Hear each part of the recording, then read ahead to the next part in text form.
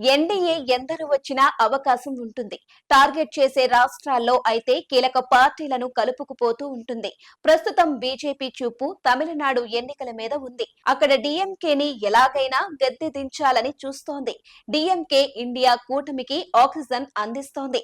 అంతేకాదు సౌత్ ఇండియాలో బలంగా ఉంది. మరోవైపు చూస్తే రేపటి ఎన్నికల్లో కనుక డీఎంకే గెలిస్తే కాంగ్రెస్ కి ఇండియా కూటమికి అది కొండంత బలంగా జాతీయ స్థాయిలో మారుతుంది. 2029 ఎన్నికల్లో కూడా టఫ్ ఫైట్ కి ఆస్కారం ఉంటుంది. వచ్చే ఎన్నికల్లో డీఎంకేని ఓడించేయాలని బీజేపీ పథక రచన చేస్తోంది. దానికి అనుగుణంగా ఇప్పటికే పావులు చకచకా కదుపుతోంది. అన్నా డీఎంకేని తమ మిత్రుడిగా చేసుకున్న బీజేపీ గ్లామర్ పుష్కలంగా ఉన్న పవన్ కళ్యాణ్ ని తమిళనాడులో రంగంలోకి దించుతోంది. తమిళనాడుని గెలుచుకునేందుకు బీజేపీ ఆలోచనలు ఏమిటి?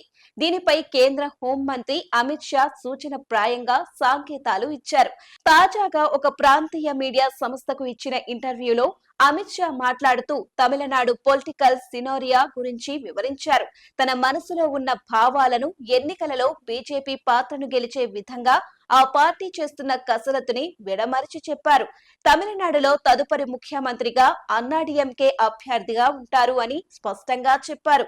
అంతేకాదు తమిళనాడులో ఎన్డీఏ కూటమి గెలవబోతోంది అని గట్టి విశ్వాసం ప్రకటించారు. తమిళనాడులోని కొత్తగా పార్టీ పెట్టిన దళపతి విజయ్ కి చెందిన టీవీకే పార్టీ ఎండీఏ చేరే విషయం గురించి ఆయన స్పందిస్తూ ఎన్నికలు ఇంకా చాలా దూరంలో ఉన్నాయని అన్నారు. అంటే ఆప్షన్ ఇంకా చాలా దూరంగా ఉన్నాయని చెప్పకనే చెప్పారు. విజయ్ పార్టీని ఎన్డీఏలో చేర్చుకోవడానికి బీజేపీ వైపు నుంచి ప్రయత్నాలు జరుగుతున్నాయని చర్చలు జరుగుతున్నాయి.